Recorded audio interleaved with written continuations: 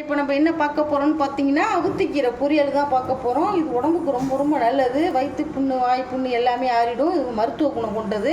இதை இந்த மாதிரி நல்லா அலசிட்டு கட் பண்ணி வச்சுக்கோங்க. நான் அரை கட்டு கீரை எடுத்திருக்கேன். இப்போது இதுக்கு எண்ணெய் அதிகமாக தேவையில்லை. சும்மா 2 ஸ்பூன் கடலை எண்ணெய் ஊற்றிருக்கேன். அதை நான் அதில் போட்டுக்கிறேன். ஒரு நாள் சொல்கிறோம். பாருங்க, கடுகு, காஞ்ச மிளகா, ஒரு வெங்காயம் போட்டு வதக்கிக்கலாம். சும்மா லைட்டாக வதக்கினா போதும். இப்போது கீரையை போட்டுக்கலாம். கீரைக்கெல்லாம் அதிகமாக வெங்காயம் வதங்கணும்னு அவசியம் இல்லை. சும்மா 2 வதக்கினாலே போதும். கீரையை போட்டு வதக்கிக்கிங்க. இப்போ பாருங்கள், கீரையும் ரொம்ப வதக்க வேண்டாம். கீரையெல்லாம் வந்து ரொம்ப வதக்கக்கூடாது. இது சும்மா 2 கரெக்டாக பறித்து விட்டு தேவையான கொஞ்சமாக தண்ணி ஊற்றிக்கணும். இப்போது தேவையான உப்பு போட்டுக்கலாம். ஏன்னா கல் உப்பு பார்த்து போட்டுக்கோங்க. இப்போ கடையில் வர கல் உப்புலாம் ரொம்ப கரிக்குது. கீரையெல்லாம் ரொம்ப வேக்காடு கிடையாது.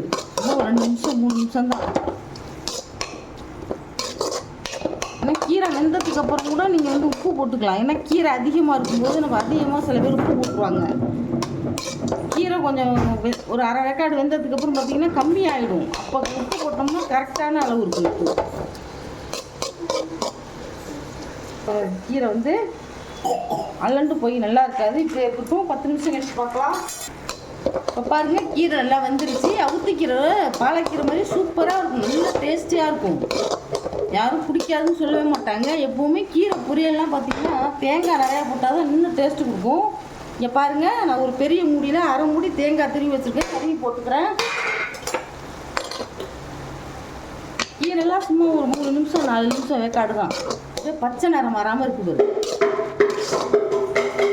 கீரை ரொம்ப தண்ணி ஊற்றி மூடி வச்சு வேக வச்சிங்கன்னா அப்படியே கீரை ஒரு மாதிரி கலர் மாறிடும்.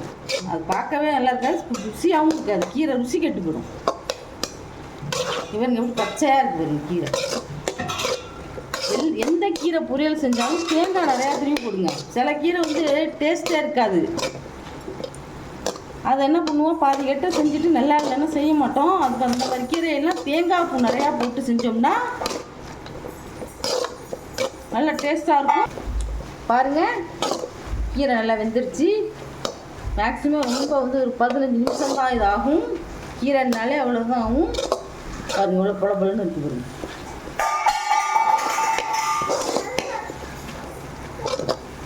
இப்போது அவுத்திக்கீரை பொரியல் ரெடி ஆகிடுச்சு. நான் அடுப்பு ஆஃப் பண்ணிட்டேன். நீங்களும் இந்த மாதிரி செஞ்சு கொடுங்க. இந்த ரெசிபி உங்களுக்கு பிடிச்சிருந்ததுன்னா எங்கள் சேனலை ஷேர் பண்ணுங்கள், லைக் பண்ணுங்கள், சப்ஸ்கிரைப் பண்ணி பாருங்கள். தேங்க்யூ, பாய்.